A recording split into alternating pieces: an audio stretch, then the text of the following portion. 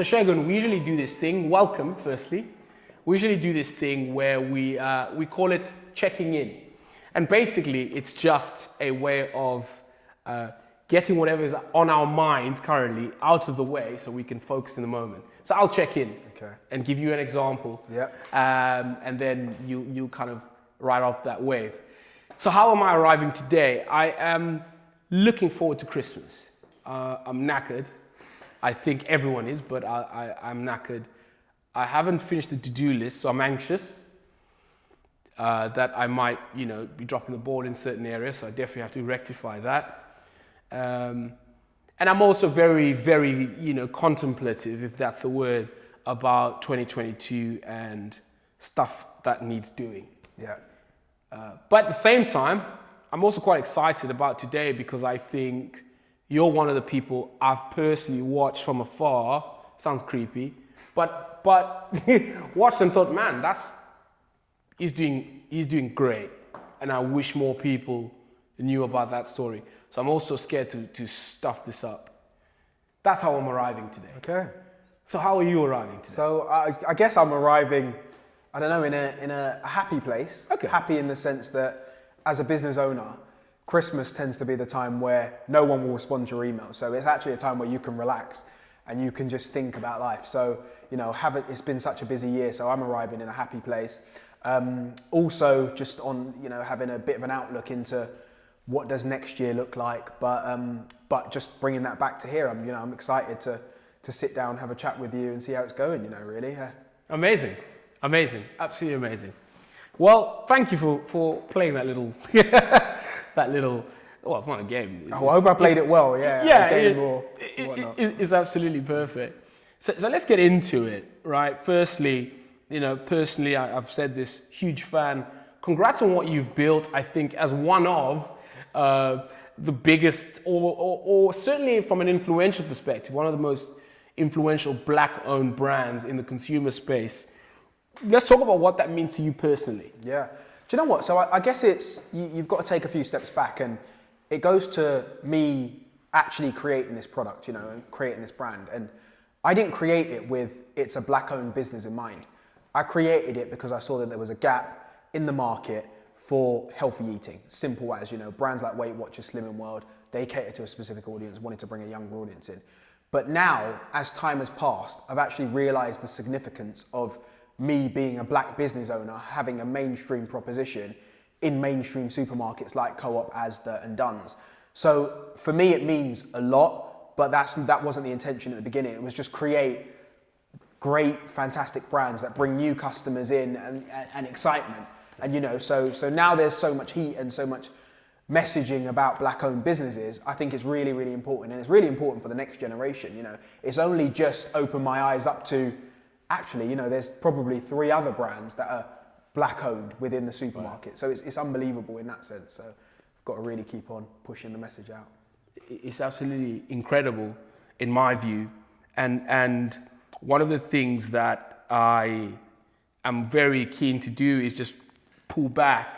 And, it's amazing that you're here now, but let's pull back and let's talk about that journey to this place, right? Growing up in the East. Yeah. I want you to unpack that a little bit, but just describe to us that journey. You're growing up in East London, the environment that you're in, what's helping shape and inform the steps that you take to get where you are now.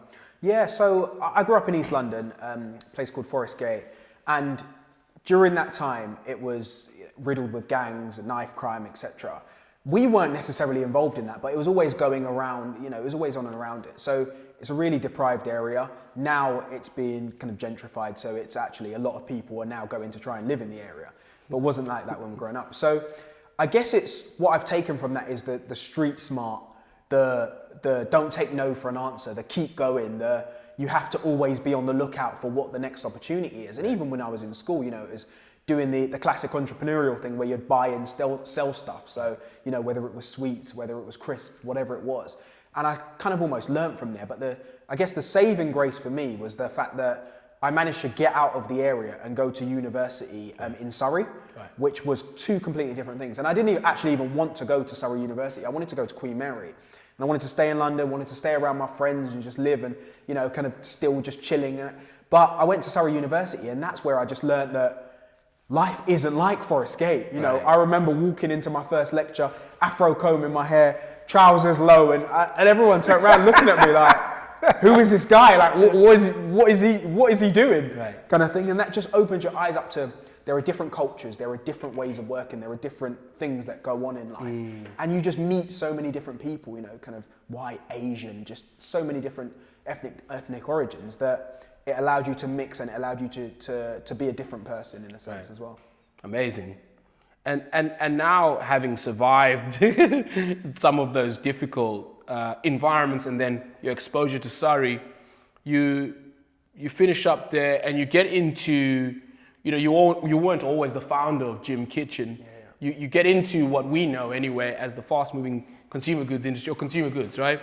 And you work for some I would say big companies in the sector. But the truth is, you're one of very few black faces in that, or black people rather, in that space. Is that something you're aware of early on, and how do you navigate those environments when you arrive? Yeah, so I guess it'd be interesting to first of all talk about how I landed in fast-moving consumer goods, and that was via, at the University of Surrey, they really encourage people to do placement years, and they were one of the top universities for employment. So I managed to get a placement year at a company called Coty. I had no idea what they even did at the time. I had no idea FMCG even existed. So I go to this interview, and one of the products that they did was Adidas body spray, so Adidas deodorants as well. And you know, I met these two ladies. They were like, "Do you know what? Let's give this guy a chance. He sounds like he really loves Adidas, really knows what he's doing." Even bought an Adidas bag into the interview as well. So they were like, he even came in with an Adidas bag. And so he's thinking outside the box. Jeez. Got this placement year, and I just loved it. You know, I was working on, it was South Africa 2010, the World Cup. So working on that, working with export markets, so as a marketing assistant. And that's where I was working with the sales teams, etc. And I was like, this is great. You know, I didn't know that this even existed. And because I did such a good job, the company Coty, they took me back straight away after uni. So as a graduate. So I then graduated. I then went back to Coty to work as a category analyst. And that's analysing data, using data to create arguments and category, you know, almost rationales as to why should this product launch here, why should this do that. Hated that job, absolutely couldn't stand it. Was not really this was just real analytical and nothing else. But what I did love, and what a lot of people could see within the business, was the fact that he would go and speak to the MD, or he would go and speak to the sales directors, whilst other people were scared to talk to the MD and the sales director. But you grow up in East London, and you almost like fear nothing. Like, it's like, what are these guys going to say to me? Just, hi, do you know what I mean? Like, why can't you say hi? Why can't you walk into the sales director's office? So from young, I was almost like, okay, this is great. And that just gave me opportunities, such as then moving into account management. Then I moved into account management, was managing accounts like Lloyd's Pharmacy, Co-op Pharmacy. Then it's just started a progression thing. But one thing that happened was I couldn't see any other black people, and I couldn't see any other black people within the levels. So the way that I felt that I would get promoted or get the bigger opportunities was to leave the company, unfortunately, and go to other places. So I went to places like John Frieda, where I was managing the Tesco account. Then I was at Revlon, where I was managing the Boots account. And then I went to a smaller company because I wanted to get a little bit of startup experience, called Up and Go, which is an Australian breakfast drink. And there, it was just so much fun, and that's what kind of gave me that buzz for startup lifestyle. And I'd always had this idea to want to launch my own brand. And I guess that sparked it, but I also wanted to do football coaching as well. So a part-time football coach too. So I was always in the middle of what do I do next, and what's my next step? And so then I guess, took it from there really. Amazing. And so, shout out South Africa World Cup. Sorry, I was stuck there. Just thinking about home there. Shout out. And so you... That was literally... Best tune ever for a World Cup. And the funny thing is, like, a ton of people will hear that song. And whether they're football fans or not, they'll just know. Yeah, exactly. I think it's one of the very few, ironically, football songs that brought people into the sport. Does that make sense? Yeah. But then it's also continued as just a song that's out. Because I can't remember any of the other songs for the World Cup. Correct. You know what I mean? So that's actually a very good question. Can you, Keith? No. Doesn't even watch football. Right. So Segun, you made the decision then branch out. I want to do my own thing. I'm going to establish I've seen a gap in the market. Gym kitchen is what's required. Give us some insight into the highs and lows of being the boss, the guy making all these big decisions, some of the kind of mountaintop moments, but also I'm sure you've had some moments where you think, why am I even doing this? Bring us into that world a little bit. Yeah, and I guess it's always like taking steps back, right? So the first thing to always point out is I trademarked the brand in about 2016. So we only launched into Asda in 2020. Wow. So do you see what I mean? It's 4 years later. So during those 4 years, the first year and a half, I didn't quite know what I wanted to do with the gym kitchen. All I knew is there's a gap in the market. You know, I trademarked it because it was a great name, and I just knew that, you know, one day I'm going to launch a brand. And then I was almost stood at like a ready meals fixture after going to the gym, being a gym enthusiast, and I just couldn't understand why healthy meals just didn't exist in that sense. You know, it was Weight Watchers, Slimming World, but what catered to a younger audience and what focused more on freshness.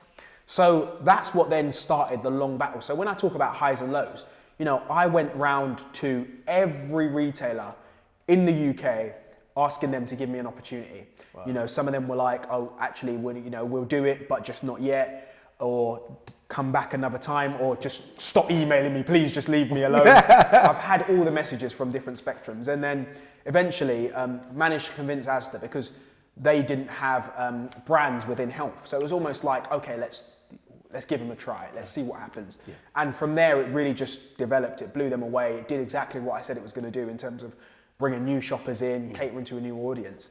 But in terms of the highs and lows, I think that was the biggest high, but then the biggest low in terms of just getting so many no's and no's and no's and no's.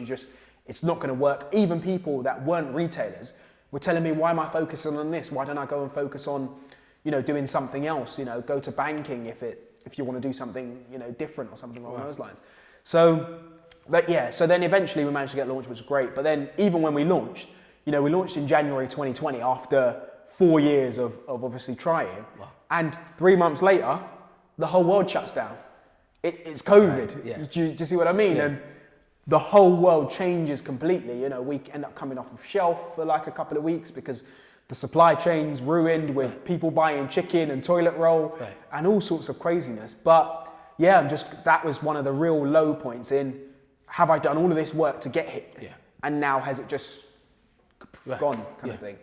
But gladly, you know, we're just going from strength to strength, and this year launched into Co-op as well. So I guess in terms of the highs, it's launching, but it's also launching newer and exciting products. Did a bit of a rebrand as well. Amazing. Brand refresh, not rebrand, but refresh. Yeah. Launched some new products, launched some new categories, like in frozen ready meals, frozen pizzas. So it's just continuing to evolve the brand and take it to new and exciting places, really. That's incredible. And yeah, scary hours. Hey guys, buy my thing. Oh wait, no, you must stay home. That's not really helpful. This is it. Thank you for nothing, coronavirus. So one of the things, you know, I believe anyway, is that you and a few other founders in the Black-owned space, you've paved the way and you're paving the way.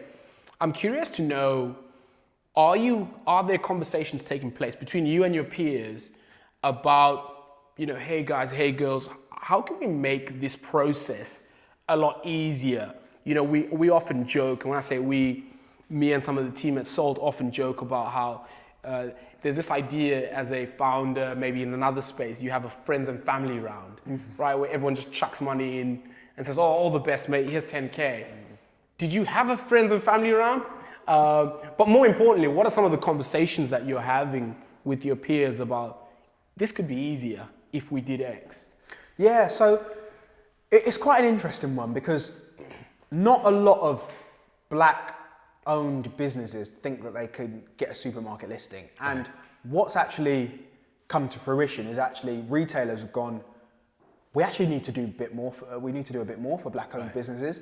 And they're the conversations that I'm having now. So I remember last year was talking to a retailer with 10 other Black-owned brands about how they can get into this retailer, you know, and the retailer was involved in that conversation.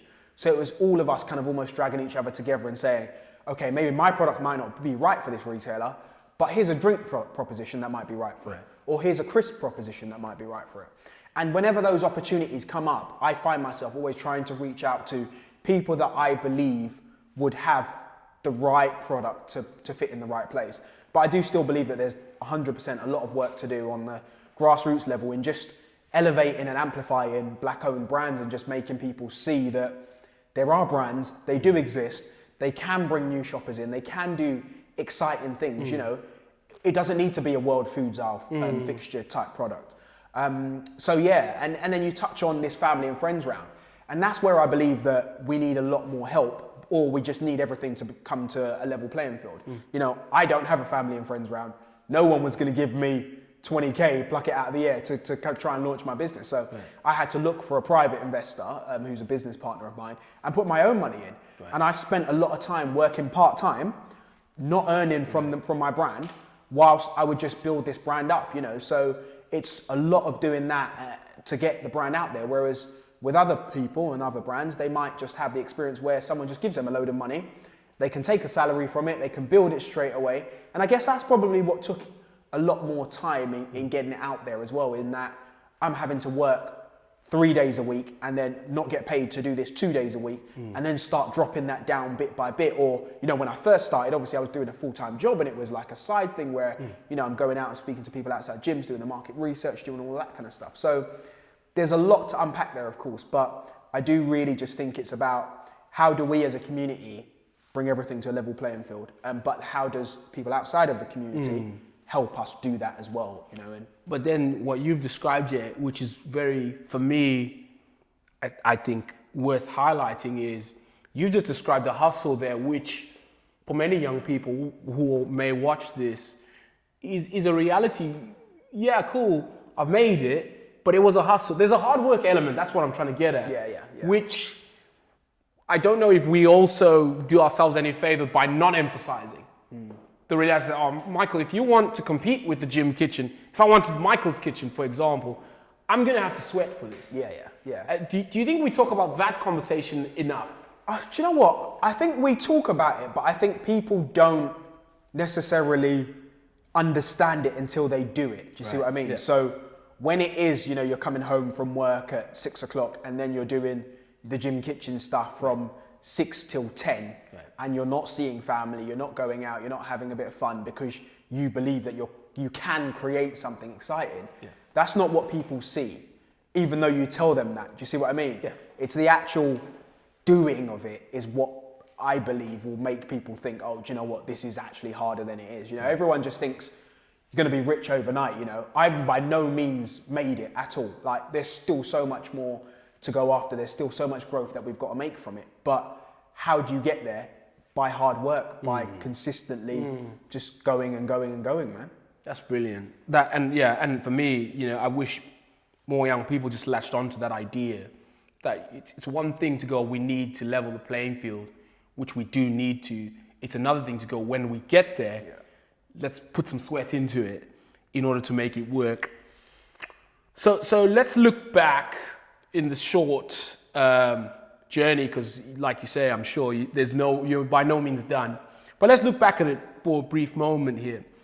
You know, first you work in these major organizations, you get into the startup world, you enjoy that, then you branch out. But I'll break it down to 2 parts. Part A, I want you to give younger Segun some advice when he was trying to navigate these new environments, when he was trying to figure out this new uni life and this new world. What advice are you giving him walking into some of those spaces? Yeah, so I guess the advice I'll give him or her is you've got to be willing to learn, you know. So in every environment, whether it's still at university, whether it's in college or school, or whether it's in your first job, you just have to be willing to learn, you know. And that's learning from people, but it's also thinking outside of it and learning from, you know, kind of book smart and reading current affairs, etc., and whatever industry you want to go into. There's that, but then there's also the networking element, you know. So a lot of things happen via people that you know, and that's one thing that happened to me. You know, I met my business partner at the Black British Business Awards, and it was simply because I just started networking. You know, I spoke to somebody that knew him, and then we eventually kind of connected. And I just think that networking is something, particularly within the black community, that we don't do as much. You know, I know there are people that, you know, kind of outside the black community that know so many different people, and they could call on people for, if they wanted a job in finance tomorrow, they'd know who to go to. HR tomorrow, they'd know who to go to. Need an event to go to, they'd know who to go to. Right.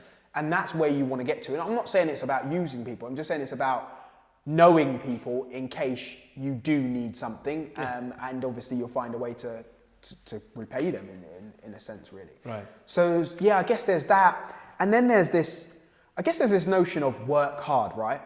But I do say you've got to work hard, but you've also got to work smart. Yeah. Because burnout isn't helpful for anyone. You've got to think about what you need to do, write down those goals and those objectives, and then start to plan and map out what that actually looks like. They're the kind of key things. And I know it's generic, but you do those three things, and you've clearly got a plan to. Well, it's not generic if it works. Yeah. And maybe if you're giving that advice because someone potentially not doing it. Yeah. Excuse me, just found that funny there. But now, what would you give? And I asked another founder this question, which I think is always intriguing. You know, intuitively, you always kind of know what you should be doing in the now. Intuitively, you might not express that, but you kind of know. Imagine Segun was sat where I'm sat, looking at Segun. What advice are you giving him right now? What my advice am I giving him right now in the current day? Right now. More of the same, I'd say. Right. You know, just keep on doing what you're doing, keep on creating, keep on listening to customers, keep on pushing retailers for more, keep on having those conversations about black-owned businesses and how you bring your peers through. It genuinely is more of the same. You know, I don't really like to look back and say I'd change this or I'd change that, because those are the things that you learn from, right? Those are the things that shape you. So obviously there are some things that you wouldn't do again, but it's almost just like focus on the positives, more of the same of those positives, and then crack on from there, really, is what I'd say. It's amazing. We're gonna, I'll come back to the other two questions, but before I do that, I want to take an interlude. Right? And we're gonna do something called quick fire. Right, and the rules are very simple. You have to pick one. You cannot skip. You have to pick one, and you don't have much time to do it. It's that simple, right? Okay. But I also always do this because I think it's just a really intriguing insight into just it's good fun. Right. So, Man United or Man City? Man United. Strength or cardio? Cardio. Squat or deadlift? Deadlift. Apple or Android? Apple. Kanye West or Drake? Kanye. Wizkid or Burna Boy? Wizkid. Grime or R&B? Grime. When it comes to jollof, Nigerian or Ghanaian? I'm Nigerian, so I can't even go anywhere else. Coffee or tea? Coffee. 3 solid meals a day, or as and when? As and when. The beach or countryside? Beach. Idris Elba or Mahershala Ali? Idris. Interesting. Everyone keeps saying Idris. Crypto or cash? Cash. Love Island or Married at First Sight? Love Island. Labour or Tory? I'm kidding. Gonna get me killed. Lib Dems. That's always my favourite. I say that question, everyone's like, Lib Dems. Oh, yeah. I don't. Green Party. I'm not into politics, bro. I'm not into politics. That's it. That's actually hilarious. Thank you for being a good sport. No worries. It's just a bit of fun, and it's intriguing. I was actually intrigued what you'd say about the gym stuff. No, do you know what? It's because I've just been doing a lot of cardio. I haven't been doing strength at the minute. Why? That's why. Do you know what? I think it's just more weight loss, and then I'm going to get back in. And I've also hurt my arm, so I can't actually lift any weights. Yeah, well, come on, was before I was lifting too heavy, but it's a tendon. So, what does that routine look like? Just to go off piece, because I'm intrigued. But what does your gym routine look like at the moment? So at the moment, it'd be I'd wake up, go to the gym, and it's literally just on the bike. That's all. Really? So the Watt bike, the Watt bike, and sometimes a stair stepper as well. How long do you go for? For an hour on the Watt bike, and that's like 1,000 calories, right? 700, 800, because obviously towards the end you get a bit slower. But I do that because until I can get my arm fixed again and actually start lifting weights, it's just about staying fit, staying healthy. And then once a week, football. Right. Bit of tennis as well from time to time. Right. But yeah, so I do miss the days of like properly lifting. But I will get back into it, hopefully next year. It's a torn tendon, I think it is. What happened there? Like Just from the gym? It was literally from the gym, doing skull crushers. So there's an exercise where you do that. Yes. Over the head, You pull boom, yeah. Too much weight on it, tore it like that. It's mental. Hurts a lot. Still hurts. Too much weight on. How much was on there? Do you know what? I can't even remember. It just hurt. That's all I remember. I have, look, I'm nowhere near as fit as you, but I do attend the gymnasium. But I'm more of a cross trainer, if that makes sense. So I prefer the kind of high intensity mixed with, weight. Yeah. Because, I don't know, I just get bored if I'm doing one thing. But I find the kind of the free weight section a very intriguing place. Like if you want to watch and understand how human beings work, just go stand there. It's hilarious. Anyway, funny. Hopefully I'll look. I'm just gonna do the watt bike from now on. I need to lose some weight. Post. You don't really, but if you wanted to. Really? No. I'll take that. Post Christmas, I will. We're veering off. Come on, Michael, come back. I want to ask you about the gym kitchen. Let's. Can you reveal to us some of the things that we can, expect, look out for? What are some of the plans in the pipeline?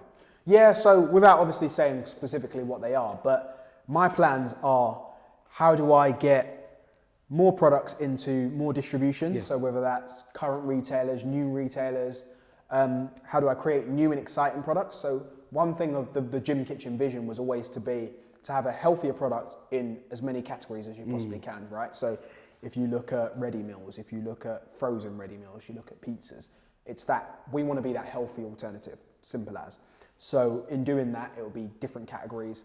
And international markets, probably not next year, but the year after, hopefully. We're already in Ireland, but I would love to look at, markets like the US, I look at brands like Strong Roots, and I don't know if you know Strong Roots, but they are a vegetable brand. So they just they launched sweet potato fries, and they almost like revamped veggies. Right. And they've done a great job in doing that, and it's just premiumizing the frozen area. And I almost see them as like a bit of an inspiration. So kind of wanting to do a bit of what they're doing as well. But for me, it's working with more manufacturers, more retailers, and just keeping the customer happy, man.